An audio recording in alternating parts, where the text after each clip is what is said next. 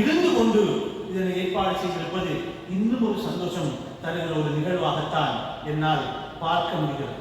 இந்த நிகழ்வுக்கு என்னோடு இணைந்து குறிப்பாக கௌரவ அதிதிகளாக வந்திருக்கக்கூடிய எங்களுடைய மதிப்புக்குரிய மணிவண்ணன் சார் அவர்களே, ஜெயராஜ் சார் அவர்களே, அன்புக்குரிய நண்பர் பீடாதிபதி அப்துல் மஜீத் அவர்களே, மற்றும் எங்களுடைய லைப்ரரி அசோசியேஷனுடைய தலைவர் பிரீத்தி லியனகே அவர்களே, மற்றும் இங்கு எங்களோடு இணைந்திருக்கக்கூடிய முன்னாள் தலைவர் ஸ்ரீலங்கா லைப்ரரி அசோசியேஷன் அவர்களை எல்லாம் முடித்துக் கொண்டவனாக இங்கு இருக்கிற ஒவ்வொருவர்களாக நான் சொல்ல வேண்டிய தேவை இருந்தாலும் சுருக்கமாக சொல்லிக்கொள்ள முடிகிறேன்.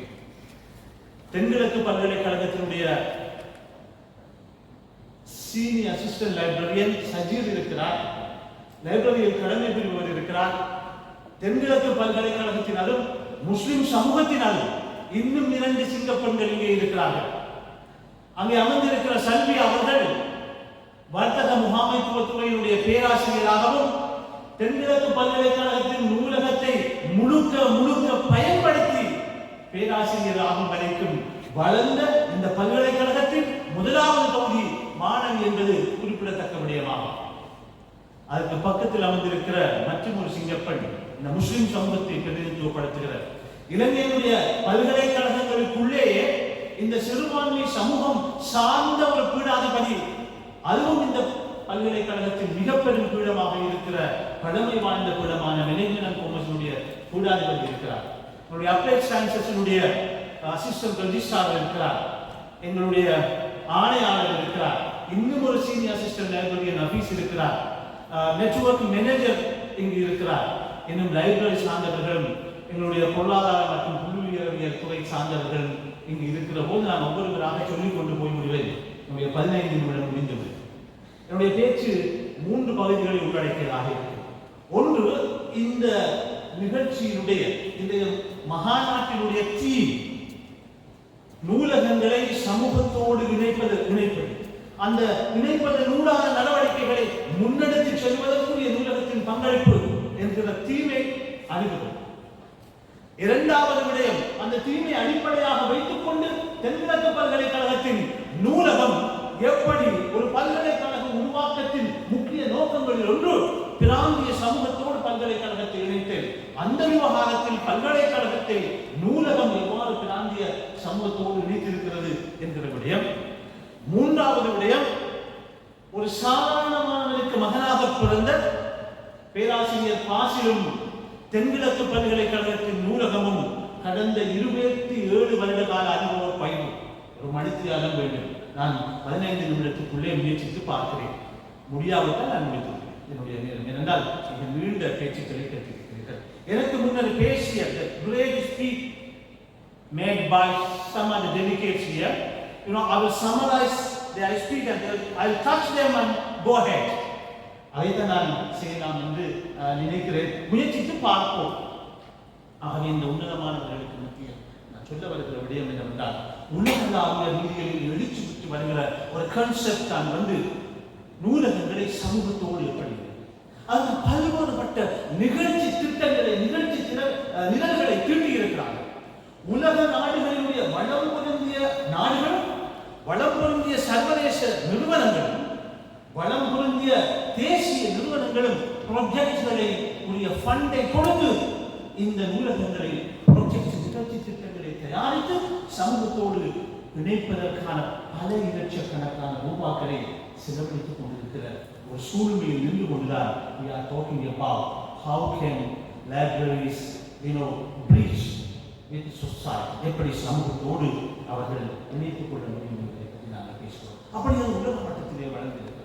பல்கலைக்கழகங்கள் இடையே காணப்படுகிற நூலகமாக இருந்தாலும் ஏனைய நூலகங்களாக இருந்தாலும் அவை அறிவை சேர்த்து வைத்திருக்கிற ஒருவன் பல்கலைக்கழகத்துக்குள்ளே செல்லுகிற போது ஒரு இந்திய அறிஞர் சொல்லுகிறார், உன்னுடைய மடமையை அறிந்து கொள்வார். அந்த அளவுக்கு அறிவும் ஆற்றலும் நிரம்பி கிடக்கிற ஒரு கூடம்தான் அந்த நூலகங்களாக காணப்படுகிறது. நீங்கள் எங்கு பார்த்தால் இங்கு பேசியவர்களோடு நான் உடன்படாமல் இருக்க கூடும். எப்படி என்றால் நான் சொல்ல முடிகிறேன், இந்த லைப்ரரி முக்கியத்துவம் பெற்றிருக்கிறது என்றுதான் நான் சொல்லுவேன். ஏனென்றால் அந்த முக்கியத்துவத்தை பெற்றவனை, வெற்றி பெற்றவனை காணுவதென்றால் ஒரு சாதாரணமானவனுடைய மகனாகிய என்னை பார்க்க முடியும். இன்னும் ஒரு சாதாரணமானவனுடைய மகனாகிய பேராசிரியர் ரமேஷ் அபுபக்கர் இந்த பல்கலைக்கழகத்தின் முகவேந்தரை பார்க்க முடியும். எங்களை வாழ வைத்திருக்கிறது இந்த நூலகங்கள் தான். எனவேதான் அவர் கொழும்புக்கு தவிர்க்க முடியாமல் சென்றிருக்கிற போது என்னை இங்கு போய் நீங்கள் கடமை புரிய வேண்டும் எனக்கு பதிலாக என்று சொன்ன போது நான் 6 மாதமாக அவருக்கு சொல்லி வருகிறேன், என்னை இவ்வாறு அனுப்பக்கூடாது என்று. ஆனால் அந்த என்னுடைய மறுப்பை தாண்டி நான் ஏன் வந்திருக்கிறேன் என்றால், இங்கு இந்த கோட்டை போட்டுக்கொண்டு புதுச்சேட்டை போட்டுக்கொண்டு பேச வைத்திருப்பது இந்த நூலகம் தான். எனவே நான் பேச வந்திருக்கிறேன். நான் கேட்டு பாருங்கள் நான் என்ன சொல்ல வருகிறேன். அப்படி இந்த உலகம் மாறிக்கொண்டு வருகிறது. சமூகத்துக்கு நூலகத்தை அனுப்பி வைக்கும், அதற்கு வாகனத்தை ரெடிபடுவது, குறிப்பாக வரும் பைசைக்கிள் கூட நூலகத்தினுடைய புத்தகங்களை சமூகத்துக்கு காட்டுவதற்கு அனுப்புவது, வாகனங்களை அனுப்புவது. உங்களுக்கு தெரியும், ஷிப் இருக்கிறது. மிக பிரமாண்டமான ஷிப்களை நூலகங்களாக மாற்றி நாடு கடந்த பயணங்களை மேற்கொள்ள செய்து சமூகத்தை நூலகங்களோடு இணைக்கிற பணிகள் என்று உலகத்தில் வளர்ந்து கொண்டு வருகிறது. புக் டாக் என்பது மிக பிரபல்யமானது, ஓத்தர் டாக் என்பது மிக பிரபல்யமானது. இப்படி நான் பேசிக்கொண்டே போவேன். கல்ச்சரை இணைப்பது, கலாச்சாரங்களை இணைப்பது பல்கலைக்கழகத்தின் ஊடாக எப்படி மியூசியத்தை உருவாக்கும், அந்த சமூகம் சார்ந்திருக்கிற கல்ச்சரல் அம்சங்களை வெளிக்கொண்டு வருவதற்குரிய செயற்பாடுகளை செய்து சமூகத்தோடு ஒன்றிணைக்கிறது. இவற்றை எல்லாம் செய்து ஆளுமை மிக்க, ஆற்றல் மிக்க அறிஞர்களை, சமூக பிரதிநிதிகளை, பயன்பட தரக்கூடிய சமூக பிரதிநிதிகளை உருவாக்குவதுதான் இன்றைய நூலகங்கள் சமூகத்தோடு இணைந்து செயற்படுகிற விடயங்களாக நான் கூகுள் செய்து பார்த்து இரவு படித்துக் கொண்டதாக என்னால் காண முடிகிறது. 5 நிமிடங்கள் போய்விட்டது. இதை விட அது கரைக்க முடியாது. அடுத்த 5 நிமிடம் இந்த தென்கிழக்கு பல்கலைக்கழகம் என்பது எப்படி சமூகத்தோடு, குறிப்பிட்ட பிராந்திய சமூகத்தோடும் இலங்கை சமூகத்தோடும் இந்த பல்கலைக்கழகத்தின் நூலகம் இணைந்திருக்கிறது என்பதை பற்றி சொல்லுவது அடுத்த 5 நிமிடம். உங்களுக்கு தெரியும், இந்த பல்கலைக்கழகத்தை உருவாக்கிய முஸ்லிம் சமூகத்தினுடைய தலைவராக இருந்து மறைந்து போன எம்எச்எம் அஷ்ரப் அவர்கள் நூலகம்தான் இந்த பல்கலைக்கழகத்தின் இதயம் என்பதை கண்டுபிடித்தார். அவர் கண்டுபிடித்த கொலம்பஸ் அமெரிக்காவை கண்டுபிடித்தது ஒன்று, அஷ்ரப் அவர்கள் கண்டுபிடித்த ஒரு அறிஞர் நூலகத்துக்குள்ளேயே இருந்து படித்து தன்னை ஒரு அறிஞராக கதைக்கிற போது இவ்வாறு கையை எடுத்துக்கொண்டு வார். என்னுடைய காதசர் முதலாவது உபவேந்தர் பேசுவார், லைப்ரரிக்கு போங்கள் மக்கள், படியுங்கள், வாசியுங்கள். இந்த மகேஸ்வரன் சாரை பேச சொன்னால் 10 மணித்தியாலம் அதை பற்றி பேசுவார். லைப்ரரிக்குள்ளே, பேராதனிய பல்கலைக்கழகத்தின் இலங்கையின் உன்னதமான லைப்ரரிக்குள்ளே நாளை முழுக்க படித்து இப்படித்தான் படிக்க வேண்டும் என்று லைப்ரரிக்கு கிடந்த பணத்தை எல்லாம் பண்ணித்தான் தென்கிழக்கு பல்கலைக்கழகத்தை உருவாக்கினார்கள். இந்த பல்கலைக்கழகத்தினுடைய நூலகம் அதனை உருவாக்கி வளர்ப்பதிலே அதற்கு முக்கிய பங்கு இருக்கிறது என்பதை நாங்கள் யாரும் எந்த பொறாமையும் படாமல் ஏற்றுக்கொள்ளக்கூடிய அளவுக்கு இன்றைய 17 நிறுவனங்கள், பல்கலைக்கழகங்கள், உயர்கல்வி நிறுவனங்கள் என்று சொல்லுகிற யுஜிசிக்கு கீழே வருகிற நிறுவனங்களுக்குள்ளே நான் சொல்லுவது பிழையாக இருக்க மாட்டார். நாங்கள் மகேஸ்வரன் சாரின் லைப்ரரியோடையோ கலந்து பல்கலைக்கழகத்தோடு போட்டி போட முடியாது, அவை பிரமாண்டமான. ஆனால் நான் சொல்லுவது தவறு இருக்காது.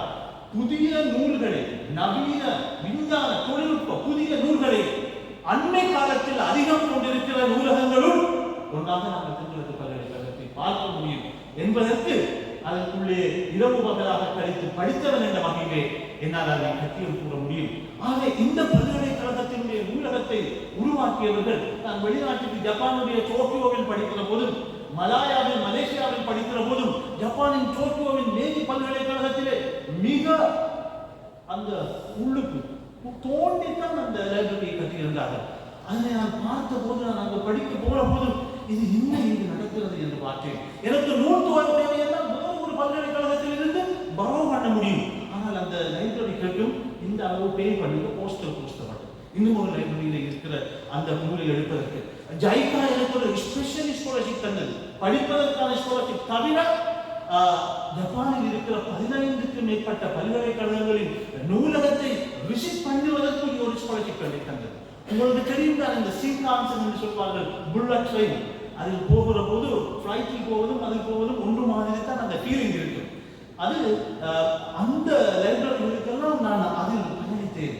அவற்றையெல்லாம் நான் பார்த்தபோது இங்கு சொல்லப்பட்ட டிஜிட்டலைசேஷன், உங்களுக்கு தெரியும், நாங்கள் கொஹாவை வைத்து செய்கிற அந்த விடயங்கள், கேட்லாக்கில் இருந்து மாறி இருக்கிற விடயங்களை எல்லாம் நான் அங்கு பார்க்க வந்த போது அங்கே எனக்கு பிளஜரிசத்தை பற்றி படிப்பித்தார்கள், எனக்கு எண்ணோட்டை பற்றி படிப்பித்தார்கள். அவற்றையெல்லாம் பார்த்து விட்டு இதெல்லாம் தமிழக பல்கலைக்கழகத்தில் நடக்குமா?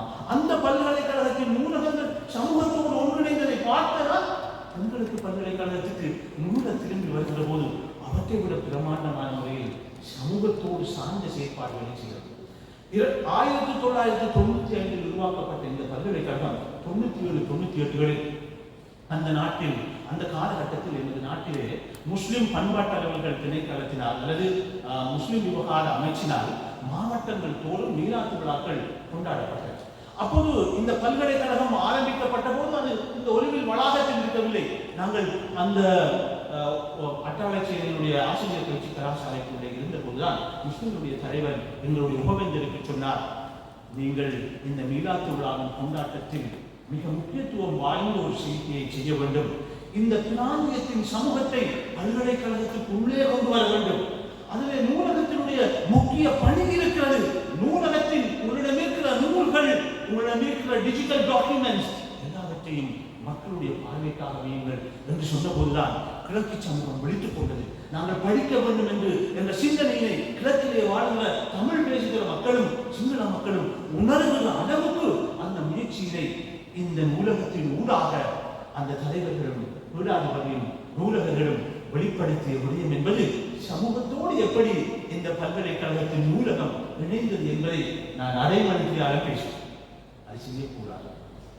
இப்படி தொடர்ச்சியா இந்த பிராந்தியத்தின் பாடசாலை மாணவர்களை உங்களுக்கு எங்களுடைய நூலகத்துக்குள்ளே சென்று பாருங்கள். நவீன விஞ்ஞான தொழில்நுட்பங்களோடு கூடிய பல செயற்பாடுகளை கொண்டிருக்கிறது. அது கொண்டிருக்க வருகிற 150 இருக்கைகளோடு கூடிய அந்த ஆடிட்டோரியம், அதுவே நாங்கள் இப்போது சமூகத்தை அழைக்கிறோம், பாடசாலை மாணவர்களை அழைக்கிறோம், அவர்களுக்கு நூலகம் பற்றி அறிவை ஊட்டுகிறோம், புக் டாக் செய்கிறோம், ஓத்தர் டாக் செய்கிறோம். நான் வெளிநாட்டில் கண்டவற்றை எல்லாம், கூகுளிலே படித்தவற்றை எல்லாம் செய்கிற நூலகமாக இது மாறி இருக்கிறபடியினால் தான் இதற்குள்ளே படிக்க கிடைத்தது, இதற்குள்ளே போக கிடைத்தது மிக சந்தோஷத்தை தருகிறது என்று நான் சொல்கிறேன். அந்த புக் டாக்கில் நானும் பிரதம பேச்சாளராக அழைக்கப்பட்டது. உள்ளுக்கு இருப்பவர்களும் வெளியில் இருப்பவர்களும் வெளிநாட்டில் இருப்பவர்களும் இந்த நிகழ்வுகளில் இணைத்துக் கொள்ளப்படுகிற அந்த விவாதத்தையும் செய்கிற தென்கிழக்கு பல்கலைக்கழகத்தையும் அவருடைய நூலகங்களை பற்றியும் பேசாமல் இருக்க முடியாது. அதை பேசித்தான் ஆக வேண்டிய சூழல். இப்படி இதனை பேசுவதற்கு எனக்கு 1/2 மணி நேரம். அங்கே டிஜிட்டலைஸ், ஆரம்பத்திலே கேட்லாக் அந்த காட்டை பற்றி பேசுவார்கள், பிறகு கோமா இருந்தார்கள், டிஜிட்டலைஸ் பண்ணினார்கள். நான் சொன்னேன் பிரான்ஸ் TF அதனுடைய எக்ஸஸ் எங்களுக்கு வேண்டும். லைப்ரரி அசோசியேஷனுடைய முன்னாள் சேர்மன் பெண்மணி வந்திருந்தார். இன்னும் பலர் வந்த போதெல்லாம் நாங்கள் humanities and social sciences, so please bring access to Taylor and Francis. I requested that. So then I asked this university vice chancellor and library community that we need a plagiarism checkup that is called Trinity, and our university already got it. It is just expired before a couple of weeks.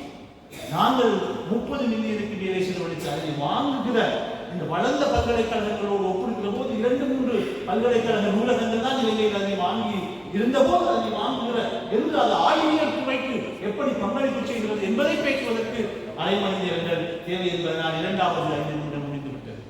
ஆகவே இப்படி அதை பற்றி பேச வேண்டிய தேவை இருக்கிறது என்பதனால் தான் உபவேந்தர் அவர்கள் சொன்னதை நான் தட்டி கழிக்காமல் உங்களோடு பேச வேண்டும் என்று வந்தேன். 3வது விடயத்தை நான் வந்துவிட்டேன்.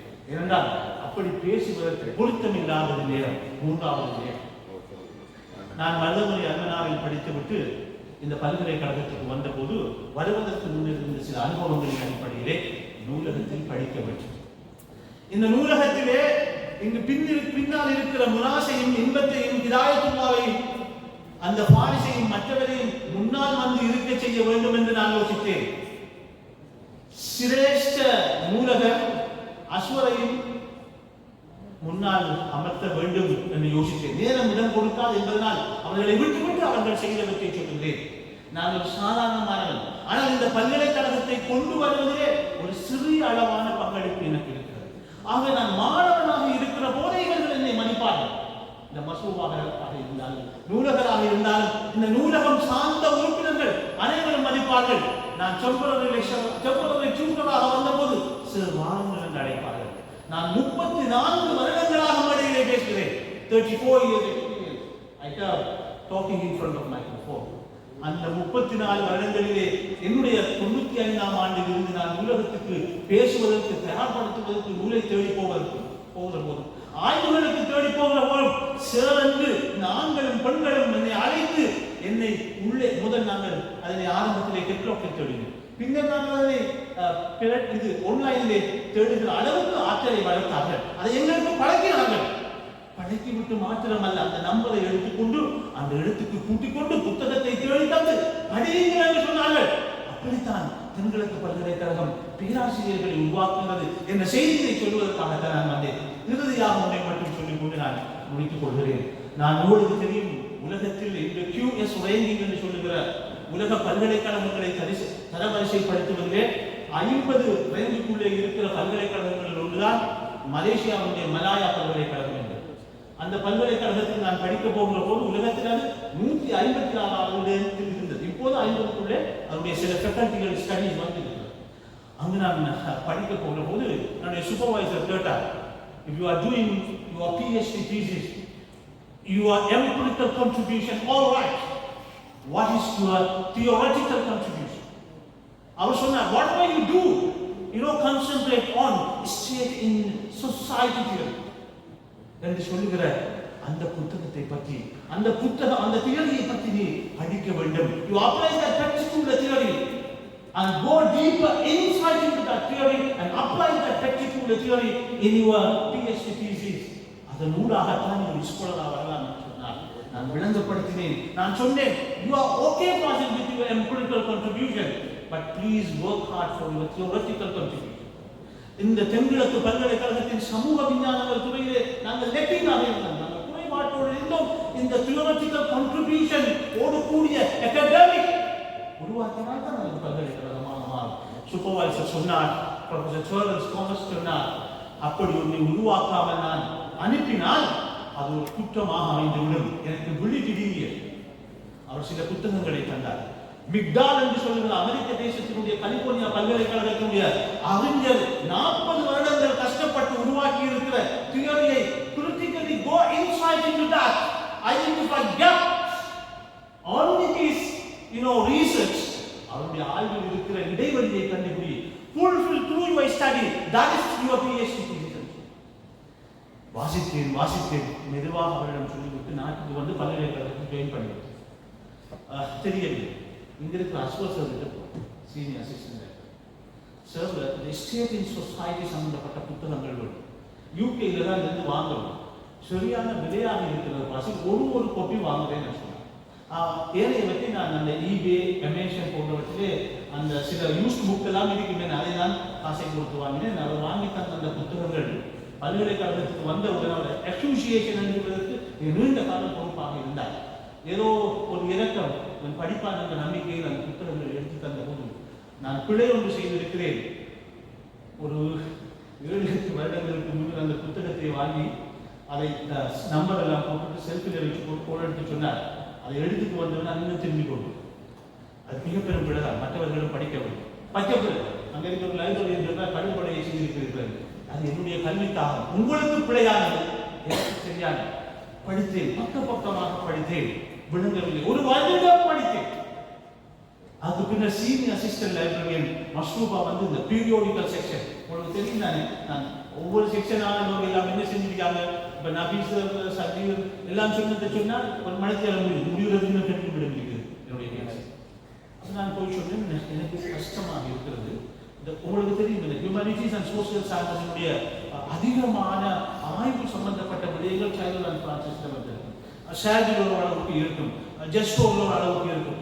நான் அதை போய் சொன்னேன், அந்த எக்ஸஸ் இல்லையே மேடம், இன்னும் எப்போ நீங்கள் தீயப்பு எடுத்து தருவீர்கள்? நாங்கள் லைப்ரரி அசோசியேஷனுக்கு கதைத்து கன்சோர்டியம் ஆஃப் லைப்ரரி இல்லை பேசி நாங்கள் we will get it very soon to you சொல்லி போட்டு அங்கே இருக்கிற லிங்கோடு தொடர்பு வடித்து கிட்டத்தட்ட 40 கட்டுரை எடுத்து தரோம்.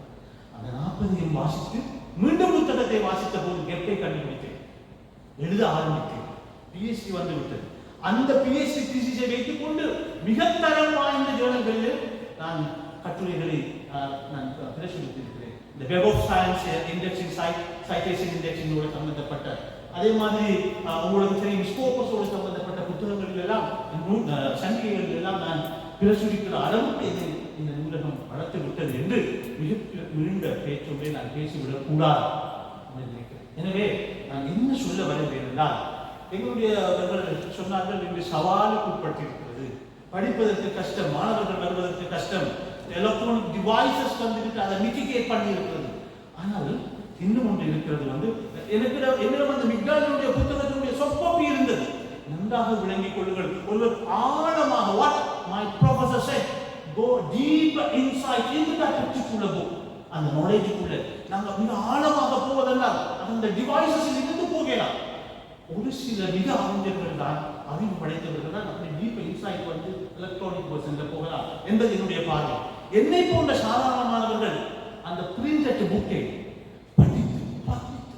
படித்து பார்த்து இந்த டெக் இருக்குதாங்க, லைப்ரரி புத்தகம் பழுதாயிருக்கும், அதை ஒட்டி வச்சு பார்க்கிற போதுதான் அந்த ஆங்கிலத்துக்குள்ளே அந்த பேராசிரியர்கள் வடித்திருக்கிற விதம் அறிவை உருவாக்கும். நான் என்னை தொட்டு பார்ப்பேன், நான் தான் என்று பார்ப்பேன், அப்படி அந்த அறிவை தரும். அதைத்தான் பல்கலைக்கழகம் செய்திருக்கிறது. ஆகவே நான் இவர்களை மறுத்துரைக்கவில்லை. எனக்கு அவர்களுடைய கருத்தோடு ஒவ்வாமை தன்மைகள் இருக்கிறது.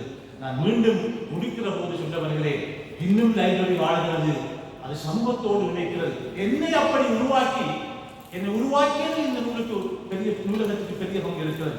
நான் செய்கிற கடமை எல்லாம் சமூக, அரசியல், பொருளாதாரம் சார்ந்த விடயங்களை சமூகத்துக்கு எழுதி சொல்வது. இந்த தேசத்தினுடைய கொள்கை உருவாக்குவதற்கு பங்களிப்பு செய்கிறார் ஆய்வுகளில் ஈடுபடுவது. என்னை போன்ற எத்தனையோ பேரை உருவாக்கி இருக்கிற இந்த தென்கிழக்கு பல்கலைக்கழகத்தின் நூலகங்கள் எதற்காக உருவாக்கப்பட்டு சமூகத்தோடு அது இணைக்கப்பட வேண்டும் என்கிற இந்த தீமை அடைந்திருக்கிறது என கூறி விடைபெற்றுக் கொள்ளும்.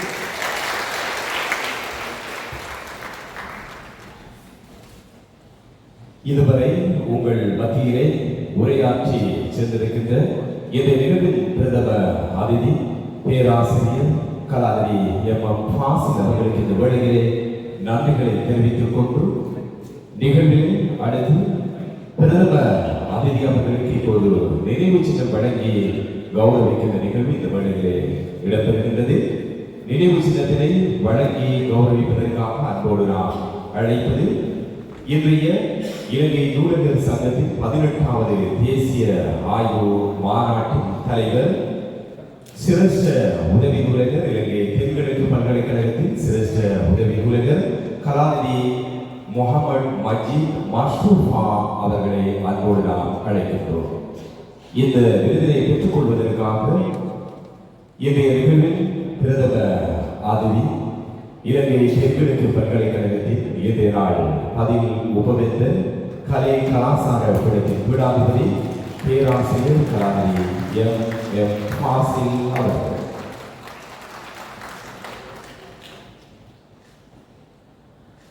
அதனைத் தொடர்ந்து பிரதம அதிதி அவர்களுக்கு மாநாட்டினுடைய ஆய்வு கட்டுரை உள்ளடங்கிய நூல் இப்போது வெளியிட்டு கையளிக்கின்ற நிகழ்வு இடம்பெற இருக்கின்றது.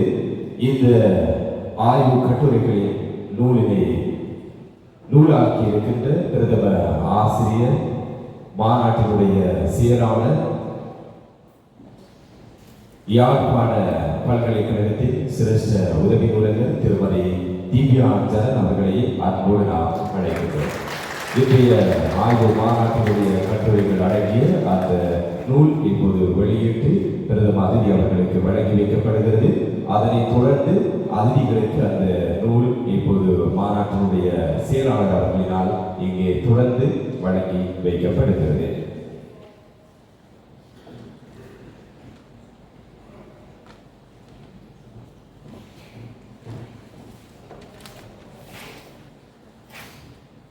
மிக சிறப்பான முறையில் இலங்கை நூலக சங்கத்தினர் ஏற்பாடு செய்திருக்கின்ற சங்கத்தின் 18வது தேசிய ஆய்வு மாநாடு நாட்டின் நானா பக்கங்களில் இருந்தும் நூலகர்கள் பிரசன்னமாகி இலங்கை தென்கிழக்கு பல்கலைக்கழகத்தின் தொழில்நுட்ப பீடத்தில் கேட்போர் கூடத்திலே இறுதி இடம்பெற்றுக் கொண்டிருக்கின்றது. இன்றைய ஆய்வு மாநாட்டினுடைய துணைப்பொருளாக நூலகங்கள் மற்றும் சமூகத்தின் இணைப்பு, சமூக விரிவாக்கம் மூலம் பிணைப்புகளை வலுப்படுத்தல் எனும் துணைப்பொருளிலே இடம்பெற்றுக் கொண்டிருக்கின்றது. தொடர்ந்து பல்வேறு நிகழ்வுகள் இருக்கின்றன. இப்போது இன்றைய ஆய்வு மாநாட்டினுடைய அடுத்த அம்சத்துக்குள்ளாக நுழைகின்றோம். முதன்மை பேச்சாளர் பற்றிய அறிமுக குறிப்பு இடம்பெற இருக்கிறது. இதனை வழங்குவதற்காக மாநாட்டினுடைய செயலாளர் யாழ் பல்கலைக்கழகத்தின் சிரேஷ்ட உதவி நூலகர் திருமதி திவ்யா ஜனன் அவர்கள்.